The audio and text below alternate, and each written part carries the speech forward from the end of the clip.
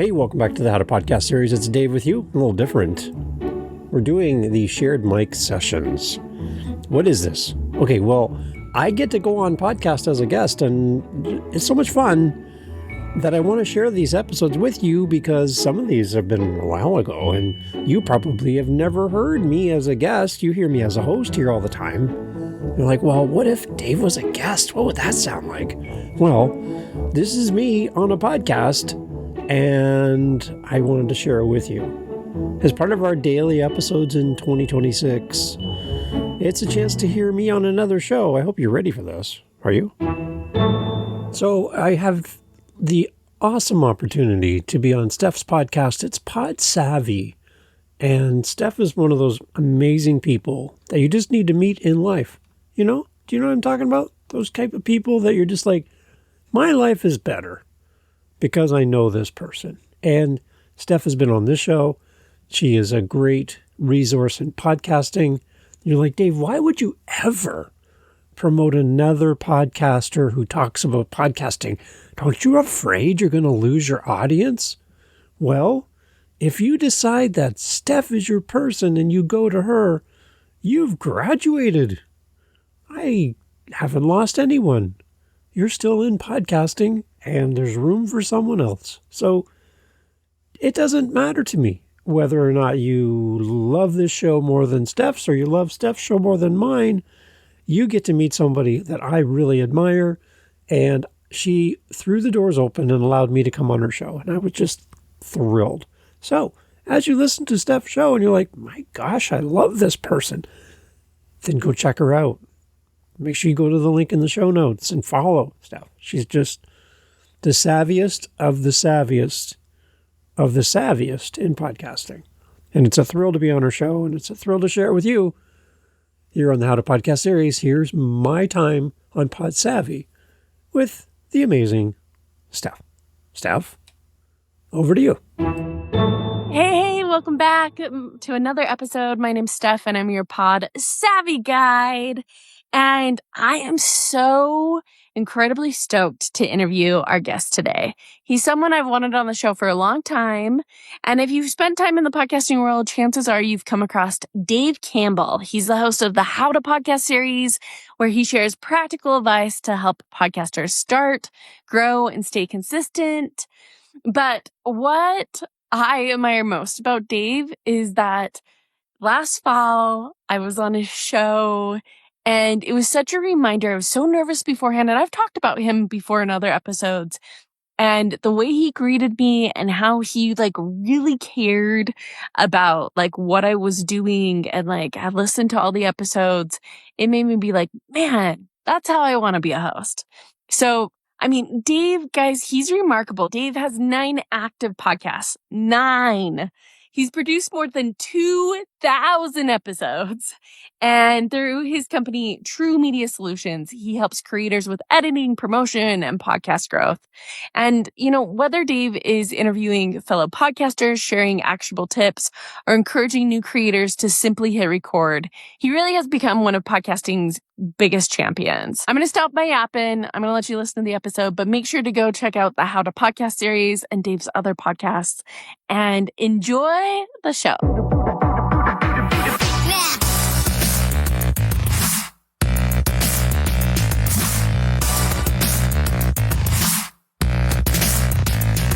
Dive in. Okay, Dave, last time we talked, you said that you were doing a challenge, so it was November, and you were doing how many episodes in the month? How many episodes? I'm doing a daily episode this year, every single day, 365 in a row. Oh, you're doing 365? In a row. Okay, so this is what I wanted to start with asking, because you also have a full-time job. Yep. You're a husband. You have all the other... grandfather? How many grandkids? Two grandkids under 2.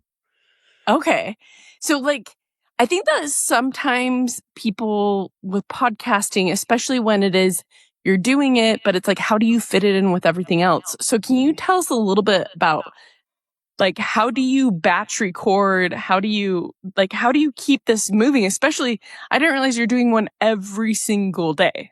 Okay, so here's another thing I did, which was completely not something I would encourage anybody to do. On Valentine's Day weekend, the 13th and the 14th, I did 24 episodes in 24 hours. Holy cow. Every single hour I recorded an episode, edited the episode, did the show notes, posted it, did the next one, did the next one, did the next one. 24 hours straight from 10 a.m. on the 13th to 10 a.m. on the 14th. So I watched the sun go down and I watched the sun come up, and 24 episodes in a row. And on the even hours, so 2, 4, 6, 8, all that, I went live on LinkedIn, TikTok, a bunch of different places. And I went and actually did live streaming with my audience and talked to them, and then went back to my recording as well. So, yeah. Okay, so let's take this 24-hour. Okay. Was your wife supportive of you doing this over Valentine's Day? From what I remember, yes. Yeah, she was. She actually took the day off work to be here and help me. She's amazing. She's like superstar. So it was a team effort. So how did you get, because to even set up 24 episodes and to have them all throughout the night, like, was it, how did you tell people you were doing it? Like, did they know it was part of a challenge? Just brain dump with us everything.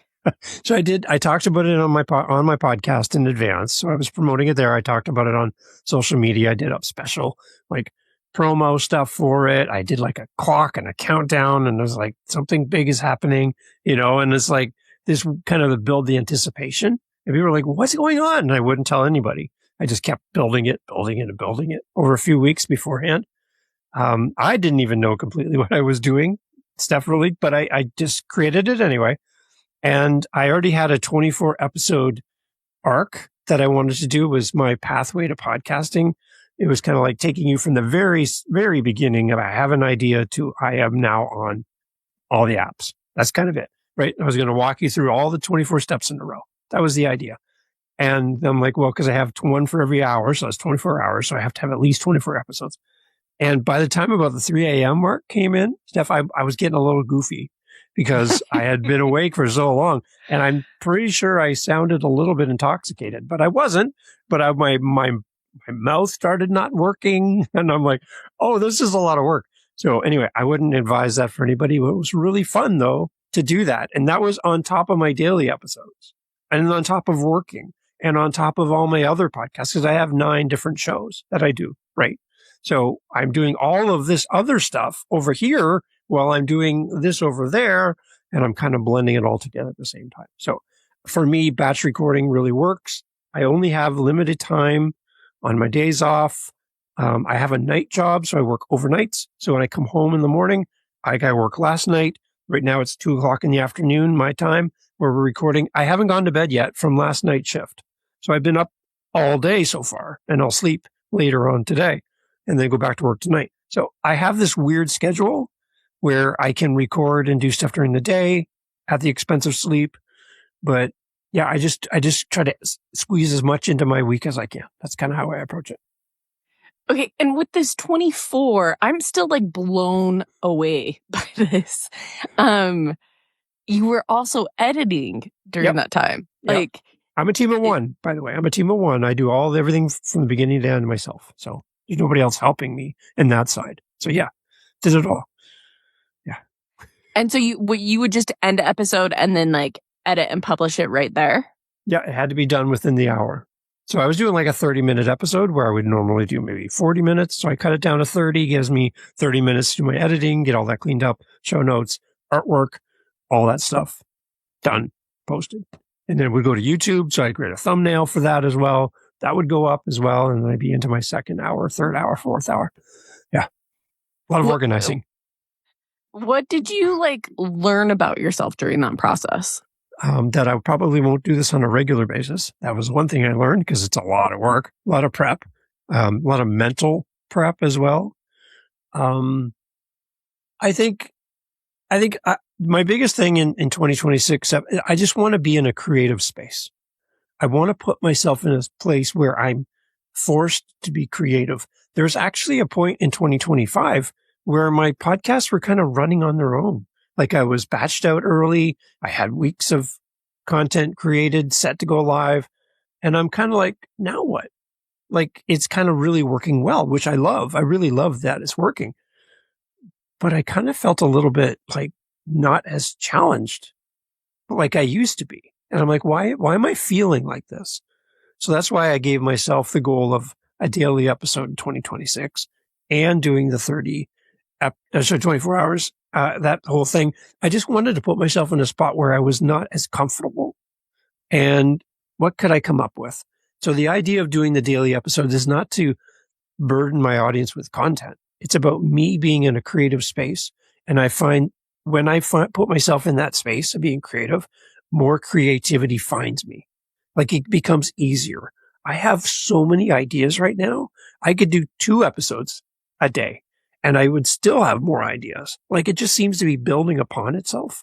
So that's exciting for me because I was kind of getting into a little bit of a dry spell as far as my passion for podcasting. You took a break, right? And you needed to, which is great. And I really think that's admirable that you're like, you know what? I'm going to do this for me and I need to do this for me. So I think that's amazing. And I've missed you, by the way, but as a listener, as one of your pod nerds, I missed you. But I know that I was getting to a spot where I didn't feel as challenged as I wanted to be.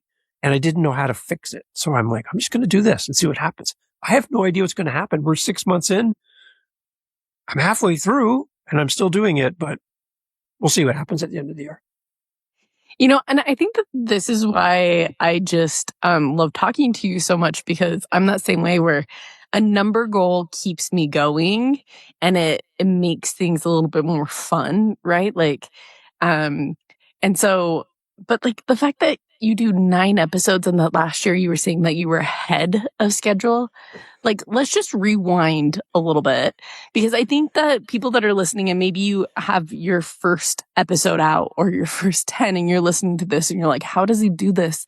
You didn't just start off the gate doing this, right? Like No. Okay, so tell us how you started. So I started with one show like normal people would do.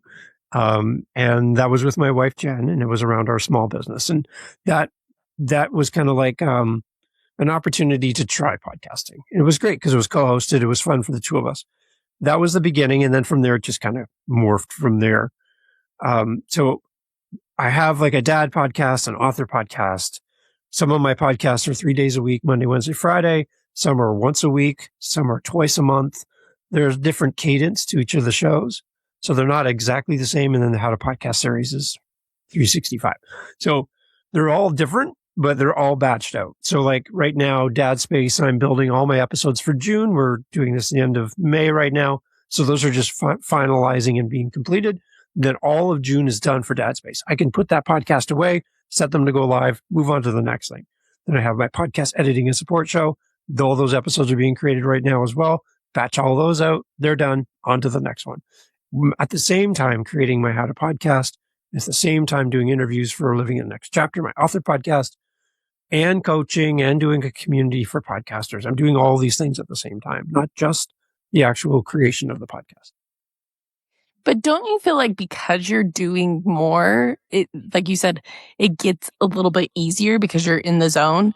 You aren't like, wait, because especially when people are trying something new, I always recommend like, hey, just like give yourself a challenge, because if you're only doing one podcast every few months, you aren't gonna get in the groove of it, you know? Right.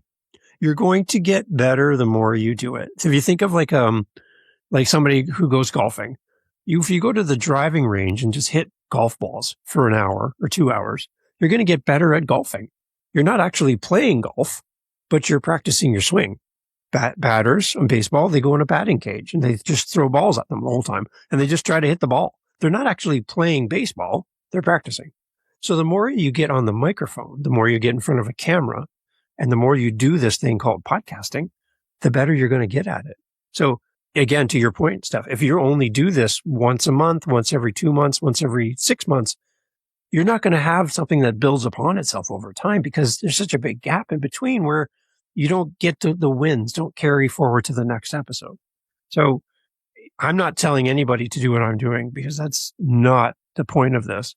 But whatever works for you in your schedule, if you can do 2 episodes a month where you used to do 1, you've doubled your potential to build upon yourself. That's great.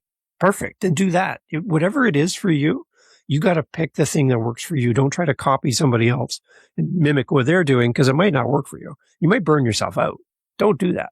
But whatever puts you into that space where you feel just a little bit uncomfortable, a little bit more than you would normally do, is where I find personally for myself, that's where I seem to grow. And when I get comfortable, I don't seem to grow as much. So by putting myself out there and doing this for to myself and trying to encourage myself to be more creative, I'm finding that creativity is finding me, and I'm getting better at what I do and more comfortable on the microphone, more comfortable doing interviews. Total across my 9 shows, I have over 2,200 episodes in 7 years. So in that much time, half of those are interviews, half of them are solos. So I'm getting better at both at the same time, and I'm building upon myself, and it's just getting easier, which then opens the door to, okay, well, what next can I do? And it's all about putting myself, what do I see for myself in the future, and how can I get there? And that's kind of my approach. So whatever as you listen to this and watch this, whatever that is for you, then just what is that one little bit more that you could add to what you're doing without burning yourself out? Love your family, take care of yourself, be good to yourself. But if you're finding yourself getting to that part where you're like, I don't feel as challenged as I used to feel in podcasting and writing a book, whatever that is, then what can you do just a little bit more that puts you in that uneasy feeling of, oh, this is work. Oh, I'm getting better. Like I see progress. Whatever that is for you, then maybe that you should try that.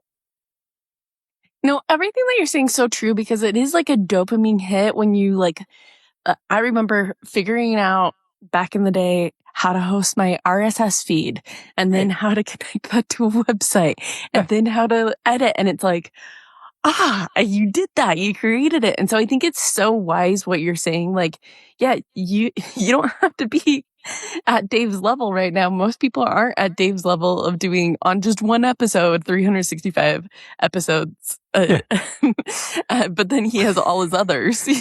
I love as you giggle about that when you say that. I like that stuff. You're no, like, what? It's goals for me. I want to do that. Like, it's so inspiring because everything that you're saying, it's true. Because when you can push yourself just a little bit more, it makes it a little bit more fun. Right. And so, I want your perspective because I've talked before about how I learned so much from you as a host, and that I was nervous for the episode that we did because I hadn't been on a podcast forever. So I want to hear your tips with 3 things. The first is you said over 2,200 episodes. That's a ton. How have you learned to be a better host? How have you learned to be better with solo episodes? And how have you learned to just embrace done is better than perfect? Okay. As a host, I've learned how to prepare my stuff better, not just wing it, just turn on the mic and hope for the best. I want to bring my best to my audience. So as a host, I'm editing better. As a host, when I'm interviewing people on my show, I'm asking better questions. I'm giving my guests more space to speak. You're a great example right now. Steph, you're doing it right now, by the way. You let your guests talk without having to redirect them or jump in with your story. I talked on my podcast recently about being a one-upper. You know what a one-upper is, Steph? That's that person who everything one person says, they have to respond with something one better, right? I had a donut for lunch. When the other person's like, I had 5 donuts for lunch. You're like, really? I went for a walk. Oh, I run marathons. Okay, come on. Come on. You always have to one up me. And I find in podcasting, sometimes the hosts, because we're so excited to have time with Steph, come on. Right. I just want to jump in and I want to, while you're talking and answering my first question, I'm already asking you the second question and you haven't even answered the first question. I stopped you. I redirected you because I'm so excited. Sometimes you just have to sit back and relax. So as a host, I've learned how to be a better listener. I've learned how to be more prepared. I've learned how to organize my time. All those things have benefited me outside of podcasting. I'm a better listener with my wife because I know how to listen on a podcast. I know how to give her space. I know how to be more organized. I know how to be better with my time. All of these things translate into life outside of podcasting, which makes you a better person, right? So there's a big win as a podcaster. Don't just focus on creating a podcast. You're creating yourself as a better person in the process as well. So leverage all of those lessons and bring them into your regular life with you. Don't leave them at your podcast microphone setup. Bring them into life because you're a different person because of podcasting. So, and as a host side, that's really helped me. And then as a solo host as well, I think being more comfortable on the mic and being myself, not so stiff and starchy and presenting myself as the perfect person. I'm not. I laugh at myself. I make stupid jokes that, things just kind of come out of me while I'm talking. And I'm like, well, that was really weird. Okay, let's just keep going. I like just leaning into who I am and it kind of being more of who I want to be, right? I'm naturally a really quiet, reserved person in a big setting of people. I don't like big groups of people. I feel awkward and I feel like nobody wants to even interact with me. I'd rather go home and I've only been there for 5 minutes, right?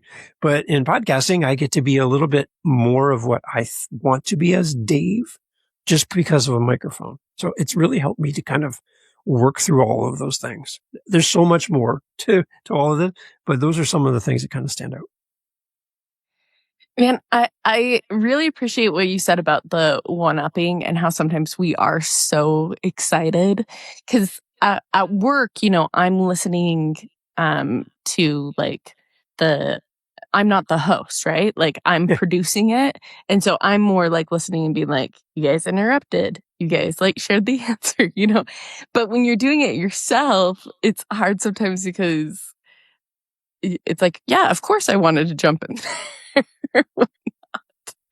But I feel like, I 100% get that of just giving people more space. And a podcast conversation is different than a normal conversation. You can't interrupt as much and you have to embrace the pauses, Yeah. So I have a practical way to fix the one-upping.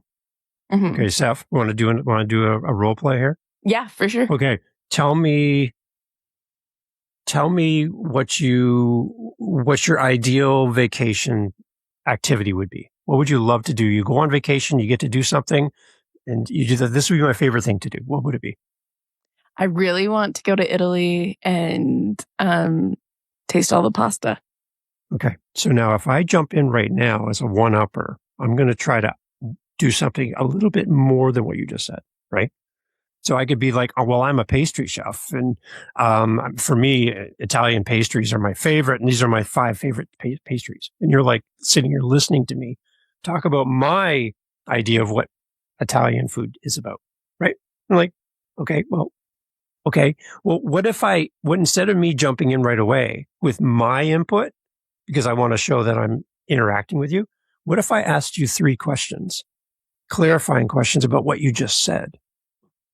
Instead of me jumping in with my input, what's going to happen? So let's do it again. You tell me again what you said, and I'm going to do the 3 questions. Watch this approach instead. I really want to go on a trip to Italy and eat all the pasta. Have you ever been to Italy before? I haven't. So why Italy? Like maybe why not Greece or Spain? Because I've been to Spain and I didn't love the food there. It was pretty, but I didn't love the food. The whole time I was like, I wish I was in Italy. What about the culture of Italy is so attractive to you? I mean, like, honestly, I think that throughout Europe, there's old, cool buildings everywhere, but I am such a pasta gal that I want to go see old, cool buildings and a beautiful view with food that I enjoy. So I've just asked you 3 more probing questions about Italy. And I haven't even mentioned anything from my point of view yet, right? I've honored you as my guest and I've held back on my input, my comments, my stories, my reaction, right? Because I want to honor you. I've taken the back seat and now I've found out about Italy. I've asked you 3 probing questions that clarify it. And now I can add my story about Italy because I've honored you. And it's this really cool moment where my audience gets to know more about you. I've dug deeper into talking about Italy with you. Now the audience is really connected with you. And now I have space to talk about a little bit of what I think about Italy and then go to my next question. If I want to talk about Italy from my own perspective, I'm going to do a solo episode about my time in Italy. I'm here to honor you. You're my guest.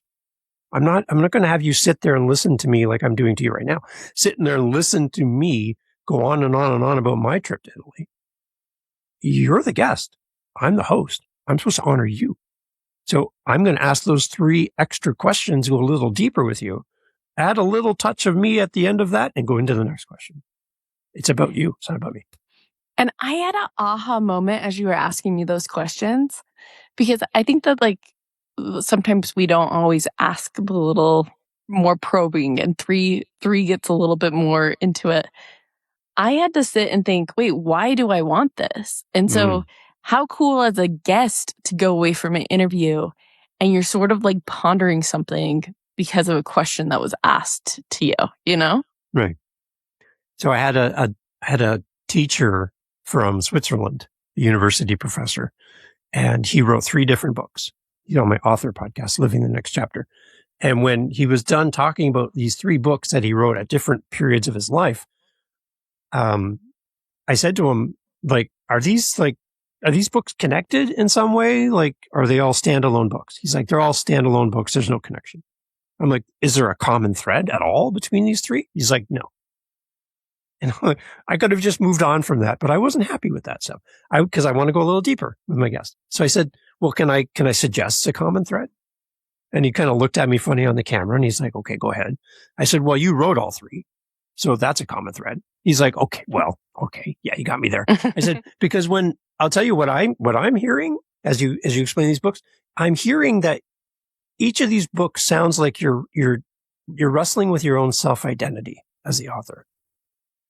And he just kind of tilted his head a little bit. And he said, what did you say? And I'm like, uh-oh. I don't know if I said, did I just do something wrong? In my head, I'm like, oh, back up. But I'm like, well, I explained to him what I heard him say, rephrased it back. And I said, all 3 of these sound like you're wrestling with your own self-identity. And he said, you know what? I've been talking about these books for years on podcasts, on stages, in my classroom. I have never put that together before. I've never connected those dots between those 3 books. I have to now go and rethink everything I've ever said about my own books because of that question. And when we were done, we hit stop and he said, who gave you that question, Dave, to ask me that? Did somebody on my team give you that question? I'm like, no, just me. He said, who are you? And I'm like, I'm just a guy in my basement recording a podcast, right? I had a psychiatrist on my show. And when we were done, she said, Dave, have you ever gone to school for psychiatry? Like, have you gone to university for this and studied this? I'm like, no, not even close. She said, because the conversation I had with you just now, I would have that with my peers. She's like, where did you get those questions from? I said, well, I just listened to you. You're the expert. I just love talking to you and I find you really intriguing and I'm a very curious person. She's like, I don't know who you are, but those were the best questions I've ever been asked on a podcast, right? I want people to walk away from time with me a little bit kind of like, what just happened here? Like, who is that guy? And I want to tell somebody about that person because that interaction I had was way more than just the surface level conversations that I get on some of the other things that I do, right? I want them to walk away with a piece of that conversation and they feel valued as a guest on my show. I always treat my guests as if they're a listener of my show. I never treat my guest as a stranger because there's a good chance they've heard something from my show before they came on as a guest. So that makes them a listener. So I'm always interviewing my friends. I'm never interviewing a stranger. And when I talk to you, Steph, I get that feeling from you that that's how you treat people. And that's why I love talking to you because you do that as well. And I pick up on that as a guest on your show because you just bring value in everything you do. And you said you learned from me. I learned from you, Steph. So that's what I love about podcasting is we can have this kind of interaction together and we can support each other and be in each other's corner and just build each other up. And at the end of our time together, I hope that both of us walk away from this going, that was really worth my time today. Man, like hearing those examples, it's just that reminder as a podcaster, you know, we only have an hour with someone, right? Yeah. But like I've said, like after your interview, I was like, man, I feel so seen because I was working on my 100 days of podcasting challenge. And sometimes your family and friends, let's be honest, like they're supporting you, but they don't get like nerdy with you, you know? Like, right. And so it's so nice to have someone like be like, good job with everything. And that's what we get to do as hosts. And especially like the questions, how they're like, who wrote this? Like, did you have those questions planned before, or were you just listening and being curious? I held up my blank clipboard with nothing written on my paper and went, I don't even have the questions written down. So my only problem with that strategy, Steph, is if my guest says, oh, what was your question again? I have no idea. I have no idea what I asked because I'm already thinking about what we're doing next, right? So it's kind of like, it's like the circus without a net, you know, the people in trapeze. I have no idea, right? So if I fall, I'm going to fall. But yeah, there was no questions written down in advance. So when you talk about like preparing though for an interview, like how do you prepare for it? Because I'm always curious what people do. If I'm going on a podcast, then I'm going to listen to the show, as I mentioned earlier. So again, in my head, I'm representing your community by being here with you. That's why I have Pod Nerd on my name on the screen, because I want to represent your community here with you. If everyone listening to your show and part of your community could be here right now instead of me, I'm sure they'd have a ton of things they'd love to tell you about you, Steph, what you do, how you serve us as a community member. I'm not here as a stranger. I'm here as one of your community. So I'm representing everybody else. I get the honor to sit here on behalf of everyone and tell you, Steph, how amazing you are as a creator. And we're so excited you're back and you're getting everything up and running.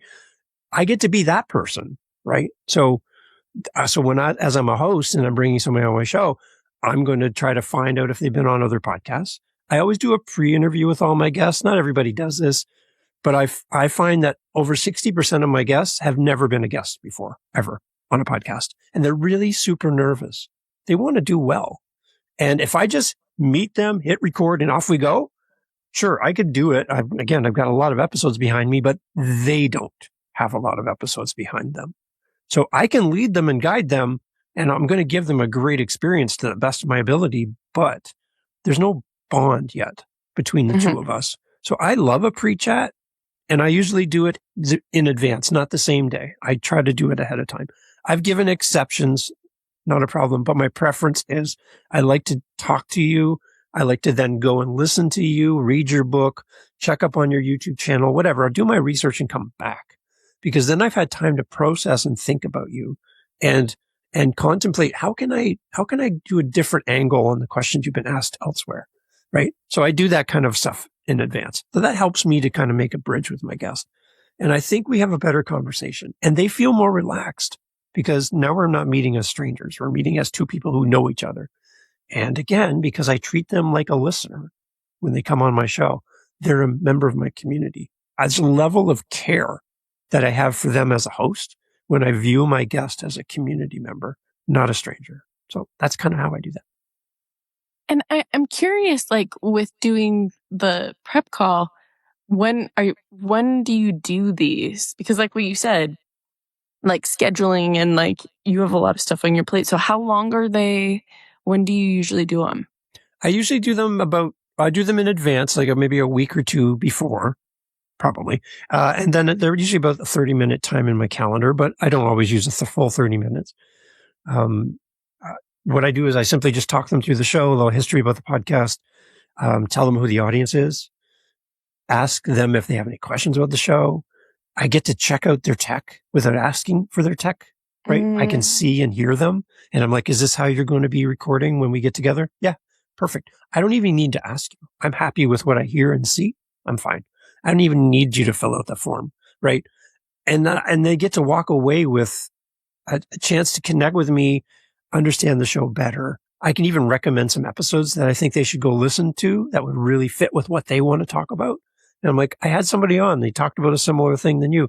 You know, you're a military veteran. I had a military veteran on last week. You should probably listen to that episode. It's really good. And if you like, I'd like to connect the two of you because I think you and them would be a great connection, right? So I'm building those things as well. And I'm bringing two strangers because of my show together. And now they're going to go do life together because of my podcast. And I'm totally out of the mix, but I was able to introduce two people that never would have met each other anyway. Right. So I'm always kind of thinking in that kind of way as well. How can I bring value to my guests beyond them just being on my show? And I agree, like prep calls really, for years at work, I would do prep calls. And especially, I feel like if you're doing a business podcast, like ours was real estate, Yeah. it was so much better for them to for us to pick a topic and go into it. And then they could go get advice from their broker or like their boss or whatnot until they came prepared. Right. So I definitely agree that prep calls can be a great tool. And I love what a maven you are of connecting people. Like, and you've done all of these episodes and it probably is like, do you feel this way when you see past guests on social media that you're like, oh, my friend, because it's like, you do build that friendship. Right. There's a bond there. Right. And then what I love too is I'll have the episode goes live. And I have, on my website and stuff, I have a buy me a coffee where people can give back to the show. Right. And when my guests start sending me support that way, you know, that was a great episode, Dave. Here's a couple coffees. I'm like, come on. Like, that's so cool. Right. Like they're thinking of me. They know what it took to create the episode. We had a great experience together and they show kindness like that. That's like the coolest thing ever. So that's another whole element to this. And just knowing that I'm on this mission to collect people in 2026. That's my goal, to collect as many people as I can. So you're in my collection, Steph, by the way. So if I can just keep adding people to my life, I'd much rather collect this than salt and pepper shakers, right? They're great, but you don't really need a lot of salt and pepper shakers. I need more people in my life. And that's really been my goal. So podcasting has opened the door for me to meet people I'd never meet, have conversations I would never have, right? And add people to my world that make my world better. And I hope any interaction with me on my show or me being on your show would make their life better as well. Yeah, I loved what you said about collecting people, like, and how cool it is probably to be like, wait, you guys should collaborate and go do this and sort of be the matchmaker of, because I'm sure you're interviewing with all your different podcasts, people in different professions or like with the dad podcast or whatnot, like just different situations that you're like, oh, you guys should definitely connect. Yeah. And then I get these people, I'll get a dad who wrote a book and has a podcast. Well, guess what? I've got 3 shows I can get you on and get you in front of 3 completely different audiences. We can either record once and I'll repurpose it across all 3 shows, or I'll have you back 3 times. And people are like, what?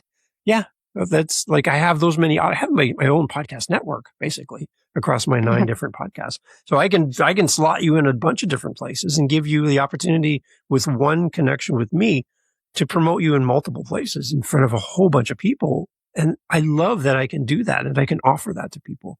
That's so rewarding. Yeah, so cool.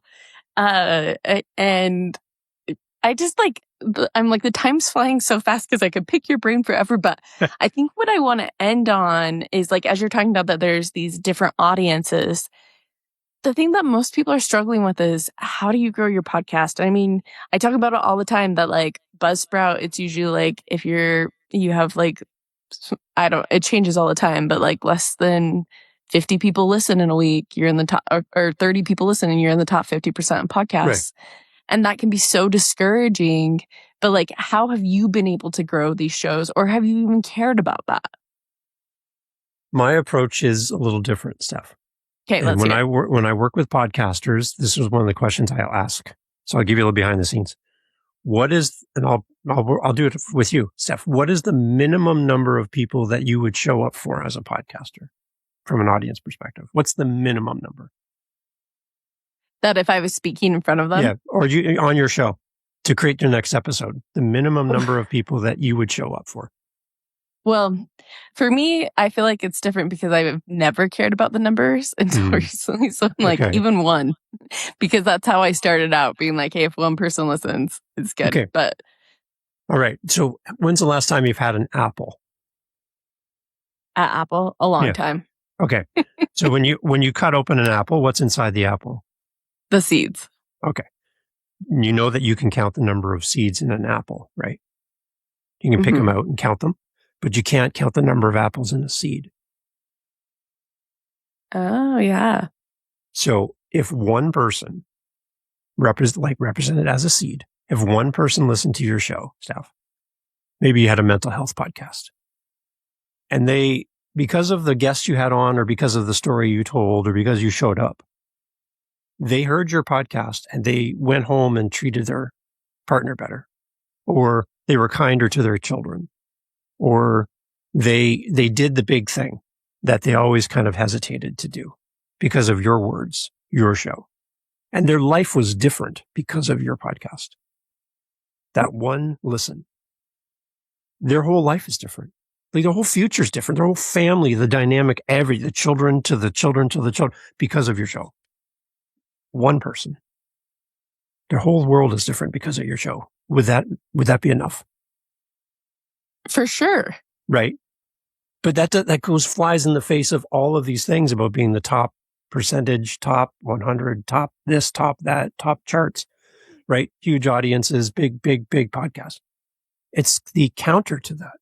It's the deep connection with somebody who actually listens to your show. On Dad Space, I did an episode around men's mental health, and I was just talking about the fact that as men, we don't have it all together. We're kind of like the people who try to bring in all the groceries in one shot from the car into the house.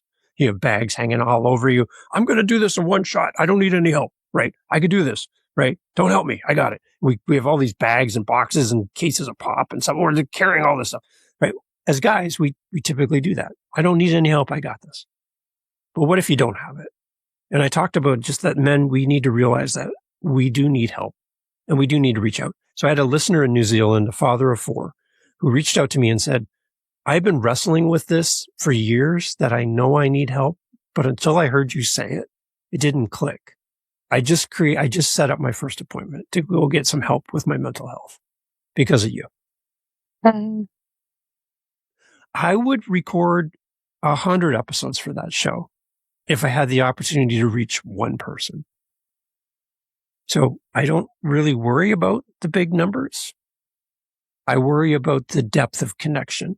So when somebody comes to me, Steph, and says, I want to grow my show, first question I have for them, I'm like, define the word grow. And they look at me funny, like, what do you mean grow? I want to grow my show. I want to get more people. Okay. What if growth meant depth of connection? What if grow meant people listen to your show longer, to the whole episode, not just the first minute? What if growth meant something else than just more people? What if it was more depth? What if you knew the name of your listener? Like you really knew them. You spent time like this on screen with them and had a conversation with them. Would that not be growth? I think it would be, because now you're not talking to an analytic, a stat, a listen. You're talking to a person. And I know that this person listens to my show. I have a new listener I met last week. He's a researcher and scientist, and he's in the Arctic. And his name is Sebastian. Man. I know him by name, and I met with him virtually from his office in Oslo, Norway, last week. So now when I go to record my next episode, I'm thinking of Sebastian, who's going to listen to me while he's running around up in the Arctic, doing his research projects. And he's listening to me. myself. It's like, I don't have to guess who my audience is anymore. I don't have to wonder. And I now have a deeper connection with my audience. And if I could do that one person at a time, that's how I collect people. No, and I think that's such a good reminder. Such a good reminder for all of us podcasters. And I also think that like when you, because I think that sometimes and this is why I have loved being off social media, right? Because when I was like on social media, it's like you see these clips and everyone has the fancy studios and everyone looks so cool. But that's not really what podcasting is. Like what you're saying, podcasting is being able to connect with someone, to be able to like share a different point of view or a perspective that could help. And so all that stuff really doesn't matter. And like, I'm curious because you have the podcast with your wife about business. Having that podcast has helped your guys' business? Because that's where I found that usually podcasting with a business is one of the best ways to do it than podcast to like consumer type of thing. Yeah, it's been amazing. It's opened the doors for us to meet other people who do what we do. But the other benefit, I think, and even better than that, is it's helped our relationship. Because now we have an appointment to talk. Yeah. We have an episode to do. So now it's priority that we talk to each other. And that's probably the most fun part, I think, in all of it. And even if nobody listened to that, I would still record because I get to talk to my wife. So, yeah. For sure. For sure. And that's where, like, I just feel like we're on the same plane with that, because I think people underestimate, because a lot of times it's like all about the numbers, right? But like, and that's where I didn't know my stats until I moved to Spotify for creators a couple of years ago. Yeah. And so when people would ask, I'd just be like, I don't know. And now I see them, but I just like, I honestly don't care. Like, I'm not like paying attention to it. But I love that, like, that was never my thing, because to be honest, I probably would have been discouraged early on. But I feel like using podcasting with a business, like we've seen it open so many doors for us as well, with the company that I work for. And like, it's a easier thing to be like, hey, come be on our podcast, and like, hey, come to lunch, you know? And then they have experience with it. Yeah. Yeah. And that's why I love what you guys do, and I love what you do. And again, I love being here representing your community stuff, because you just bring so much value in this space. So thank you for what you do. Well, thank you. I mean, I seriously could hear you talk for hours. I love it. Okay, my last question though, because I want to be respectful of your time, because I know you need to go to sleep, is to the person who hasn't started their podcast yet, and they're listening to things, they have an idea. And they should definitely go listen to your podcast, How to Start a Podcast. But like, what's your advice for them to like pull the plug and actually do it? Well, first of all, if you're contemplating having a podcast, welcome to the family. That's the first thing. You're going to meet the nicest people in the world. There's a lot of amazing people in this space. So welcome to the group. That's the coolest thing. My caution for you is don't try to podcast by yourself. Find somebody who's podcasting. Find somebody like Steph who's doing it and doing it well, and work with somebody like Steph. Pick their brain. Be accountable to somebody, because there's going to be times where you're going to be like, I don't even know why I'm doing this. Right? I got that one listen, and it's bothering me because I want to reach the world. Yeah, I want you to reach the world as well. And just on that note, I'm not saying that having one listener is the goal for everybody, because we want as many people as possible to hear our podcasts and be a part of our community. So grow your podcast and have 100,000 downloads, but never forget, it's all built one person at a time, right? Over a period of time. Just keep that in mind.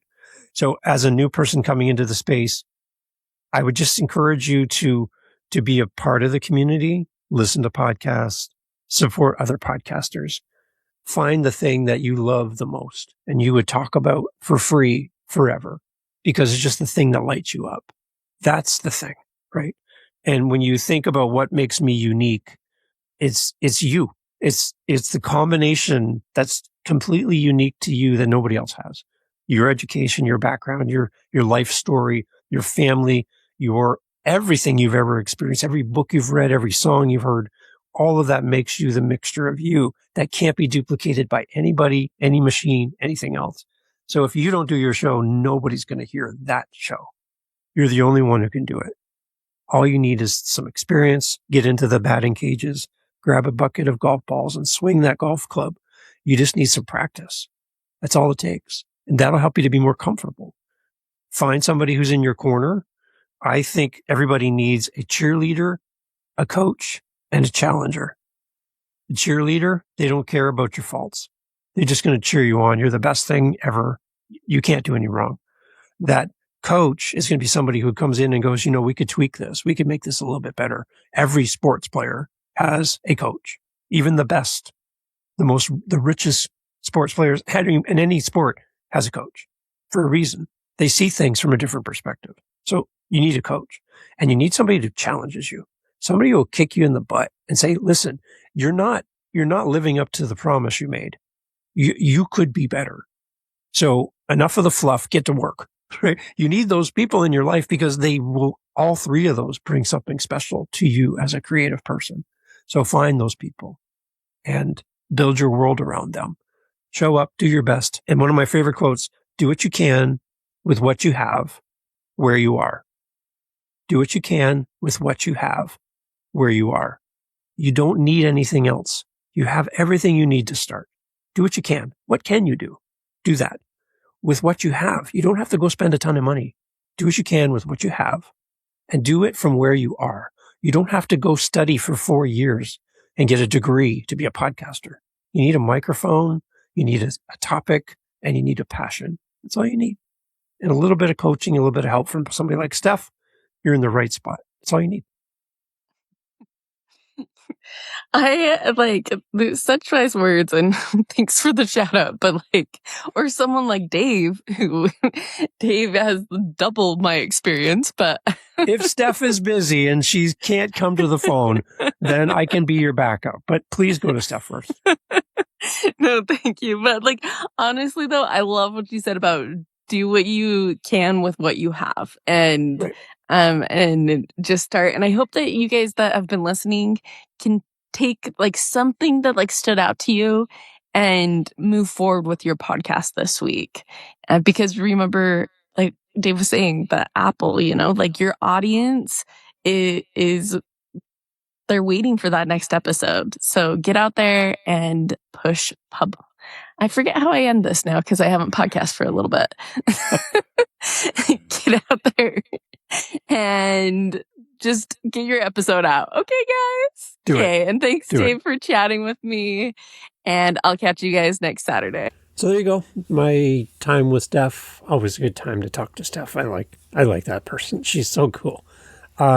Steal my idea, first of all. I did recently an article, a little while back now, about the idea of feed drops. And feed drops simply being where you can bring someone else's content into your show and they bring your content into their show and you work together and help each other. What I've been doing is feed drops where I'm bringing my interview into this feed. And it's not something I see commonly in podcasting. And I'm trying to make it a little bit more known. So by doing this again, let's remind you of the title of the show. It's the How To Podcast series. So I'm actually demonstrating different ways you can approach content creation. You can bring your episode when you're a guest on someone else's show, bring it into your own feed and drop it in here. Add a new intro, add a new outro, and link to the podcast you were a guest on. And you're bringing in content. You don't have to worry about the editing. You don't have to worry about the questions and all the stuff behind the scenes. You simply just bring in the content as is and drop it into your feed. This is a great way to give yourself some space in your calendar. Maybe you want to take a few weeks off and you've been on a few podcasts in the past. make sure you do this. Bring it into your show and share it with your audience. It just gives you a break in your calendar. And it'll also encourage you to do more guesting because you're still creating content. It's not a thing that's going to eat up a lot of your time then by being a guest on shows without very little return. You're getting content and you're promoting the host that had you on their show. So there's a lot of wins here. So repurpose your guesting spots, bring them into your show, and let people connect with you and what you did on other podcasts. It's a really great way to help the other podcasts grow. And I would just, one little caveat would be, give yourself some space from the time that your episode goes live on the podcast that you were guesting on. Don't just release your copy of it on your podcast immediately.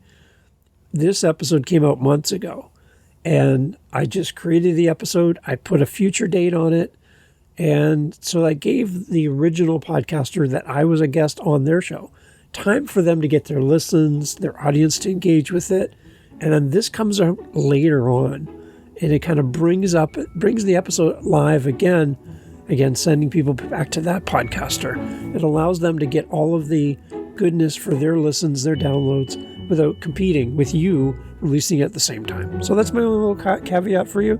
Give some space between the time that you were a guest, it was released on their show, before you release it on your podcast as a free drop. If you have any questions, howtopodcast.ca. Happy to help. Reach out anytime. Thanks for being here. And Steph, thank you for having me on your show. Woo! Take care. Okay, a little bonus tip here at the end. Thank you for sticking around to the very end. When you go on as a guest on a podcast, one thing I would really encourage for you to do before you go on the podcast is to go check out the show.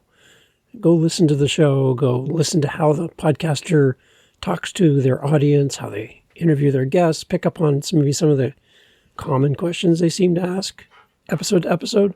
That'll be helpful.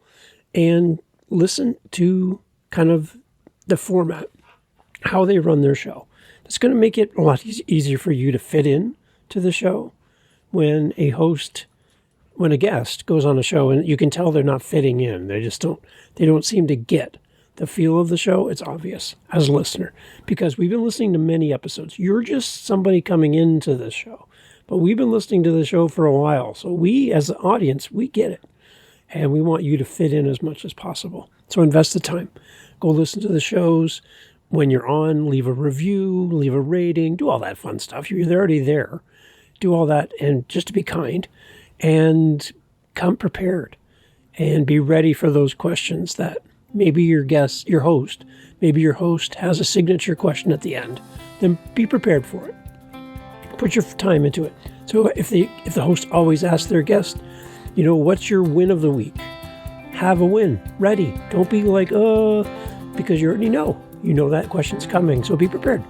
It's just going to make for a better conversation, and be relaxed. Have a glass of water, relax, go for a walk before your interview, do something that gets you out of your regular space. Don't come into an interview rushed, stressed, with anxiety, none of that. Come in relaxed. It's going to make for a better conversation. If you need any help on being a better guest, reach out to me at howtopodcast.ca. Take care.